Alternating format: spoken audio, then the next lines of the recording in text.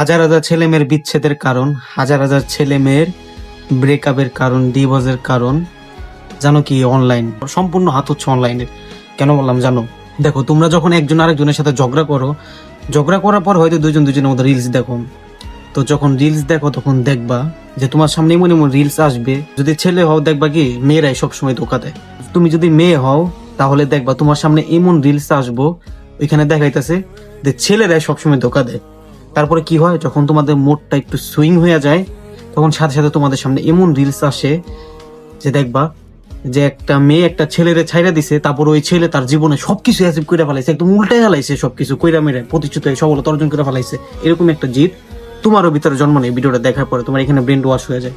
আর তুমি যদি মেয়ে হও তাহলে কি তোমার সাইডে কি হয়, একটা ছেলে একটা মেয়েকে ধোকা দিছে, তারপরে কি হচ্ছে, ওই মেয়ে এত সুন্দরভাবে কাম ব্যাক করছে যে ওই ছেলে পাগলের মতো তার দিকে তাকায় থাকে, আর ওই ছেলে আফসোস করে ছেলে রাস্তায় পাগলে পড়ে থাকে, এরকম কিছু। তো ওইটা দেখার পরে কি হয়, একটা মেয়ের ভিতরেও সেম ভাবে জিদ জন্ম নেয় এবং তার ইগোতে হার্ট করে। তারপরে তার ব্রেনটা ওয়াশ হয়ে যায়। তারপরে সেও জিদ নিয়ে ফেলায় নিজের ভিতরে, ছেলেও জিদ নিয়ে ফেলায় নিজের ভিতরে, ইগো নিয়ে তারা কি করে সব শেষ করে দেয়।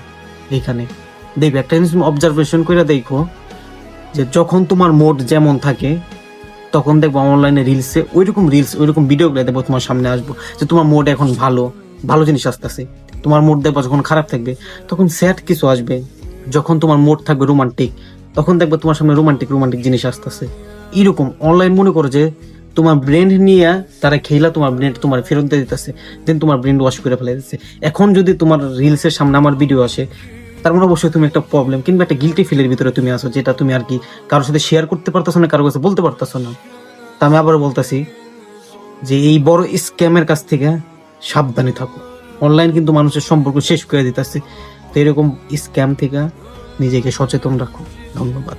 এআই তোমরা ফোনে নামাই রাখছো, এটা কিন্তু অনেক ভয়ঙ্কর একটা জিনিস, যেটা তোমাকে দেখতে পারে, তোমাকে শুনতে পারে, তোমার ইমেল টিমেল সবকিছু, তোমার প্রাইভেট ফটো তো সবকিছুই চ্যাট জিবি কিন্তু দেখতে পারে, কন্ট্রোল করতে পারে। খুব সাবধানে এইসব জিনিস তোমরা ব্যবহার করো। আর মেয়েরা, বিশেষ করে মেয়েরা, এইসব জিনিস থেকে দূরে থাকবা।